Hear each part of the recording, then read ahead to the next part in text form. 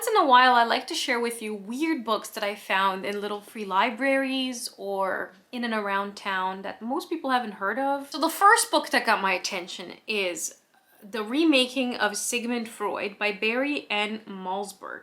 Now this is published from Del Rey, and the cover, I'm going to put it on the screen so you can see why it drew me in. I found this in a little free library. It's about this time in the future, maybe it's like the 2400s or something, and they have a spaceship full of people and they need help mentally for them, so they want to reanimate and bring back to life Sigmund Freud, and they do, and he's kind of their therapist and he helps people in some way. And I thought, wow, what a strange concept at first, but I just recently spoke to you about the Agatha Christie being reanimated using AI to teach a master class on BBC Maestro. So it's not that far off. But where it starts getting off the rails is that apparently they also bring back to life Mark Twain and Emily Dickinson, and there are explicit sex scenes between Mark Twain and Emily Dickinson. The art is phenomenal, honestly. Like, whoever did the cover art is pretty awesome. But yeah, please let me know if you've read this book. I really want to know. And what did you think? The second book is another free library find. I will redistribute these back. I'm not keeping these. I just thought I'd collect them for this video. This is called Jam by Yahtzee Crawshaw. The cover is pretty cool. Maybe I'll find it again online and put it on the screen so you can take a closer look. I'm gonna read to you the back. We're prepared for an earthquake. We had a flood plan in place. We could even have dealt with zombies, probably. But no one expected this end to be quite so sticky or strawberry scented. So this whole place gets covered in jam, strawberry jam. And the thing is, I find the concept interesting and fun and bizarre in the best way. But is it really this serious? Like, this is so big and chunky. I cannot imagine what you can possibly elaborate on in this sticky situation. But I feel like that's the bizarreness of it. It's how could it possibly be so long? And if anyone's read this, please let me know if it's good. I'm curious. So that's another one. Now this one, I actually want to read. And this, I did not find in a little free library. I bought it. It's called The Elven Ship, a novel by James P. Blaylock. I have never heard of this author, but this is also an audiobook. Some people have read it. I've just never seen any reviews of it, and it's a fantasy novel. And I know that a lot of people are big into fantasy on BookTube, so I'm really surprised that no one's spoken about this, given what a cool cover this is.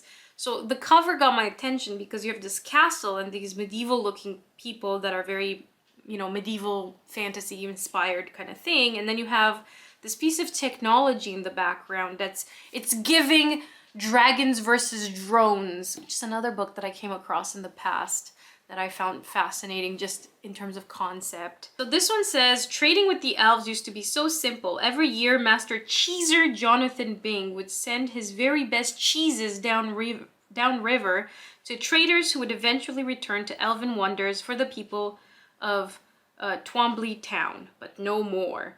First, the trading post at Willowwood Station was mysteriously destroyed. Then a magical elven airship began making forays overhead. So I like this kind of weird combination of science fiction and fantasy. And usually I differentiate between the two of, like, quite literally dragons versus drones, where you have machines and technology versus like something organic like a dragon, right? So the two coming together in this, I find pretty cool. I am going to read this. This one's mine, but I still find it a little odd. Okay, so this one is written by the same author who wrote Lovecraft Country, and it got turned into like an HBO TV show. But this one got my attention because you have these tall buildings on the cover and a shark. And it's called Sewer, Gas, and Electric. And this main character is building a new Tower of Babel 500 stories above the polluted streets of Manhattan. In the festering sewers, his crusading ex-wife Joan hunts a mutant great white shark, while in the waters of the Atlantic, eco-pirate Philo Dufresne's leads his crew on a desperate quest to make the world safe for ring-tailed lemurs. And on top of it all, Ayn Rand and her philosophy is somehow in this, and maybe it's because of her love for architecture or something. This, very strange. I'm not planning on reading this. If you have read it, I would like to know if it's actually about what I just read, if there's more to it, more in a positive way or more in a negative way. I love the world we live in sometimes. Let me introduce you to Lola Faust and 50 Shades of Gorgosaurus or Gorgosaurus. This is exactly what it sounds like. It's a retelling of 50 Shades of Grey using dinosaurs. I sought this out, and I feel like I should explain this a little bit before you think weird things. As you know, I am taking on learning about dinosaurs. I'm still reading and chipping away at some courses and building things and making things. Dinosaurs, yeah? Okay, so ads have started following me with various things, and recently, one of my favorite bars in Toronto had a dinosaur erotica reading night. And I was like, pardon me, may I? So I signed up, we went there. Now this bar is very nerdy, they have all these cool decorations, it's all very fantasy meets 80s horror movies, Lord of the Rings, all kinds of fantasy and science fiction, both movies and literature. It's wonderful. And apparently every few months they host a dinosaur erotica reading night. And I didn't even know this was a genre. Since I looked it up, there is one booktuber out there who discussed this a little bit at length. So I'm gonna link her video down below because it's really cool. We had to read this one. So you actually have a person at the front, not the author, just one of the employees at the bar, reading this entire thing in the whole sitting. You pay to attend and you get a free copy of the book and then you get a drink. So we did this. It was so much fun, so much laughter.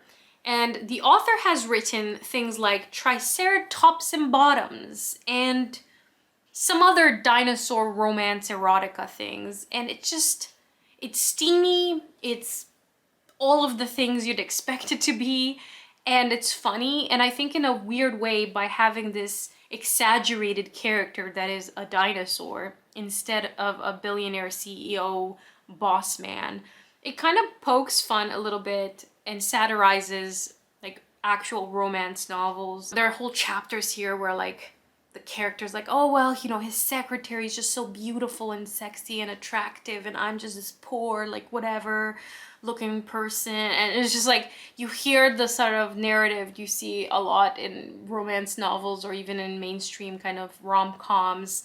And then everything about, like, I don't know who the author is. Obviously it's a pen name. But it is funny. Like, the dedication is to Neil deGrasse Tyson. My endless thanks to your constant support. The admiration is mutual, my friend. And to Kyle, who knows what he did. And then trigger warnings in no particular order. Job interviews, quiet luxury, billionaires, Satan, Elon Musk, goats, animal death, and Kyle. Overall, very funny.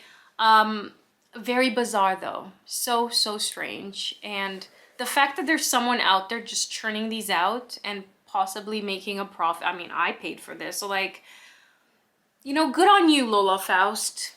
I'm happy that this exists in the world. I didn't know we needed it, but it's fun to know it exists. I'm glad I experienced that setting because the guy read it out loud to us. Let me know if you've read any of these or if you've heard about any of these, and I'd love to hear from you. As always, I will see you in my next video. Bye!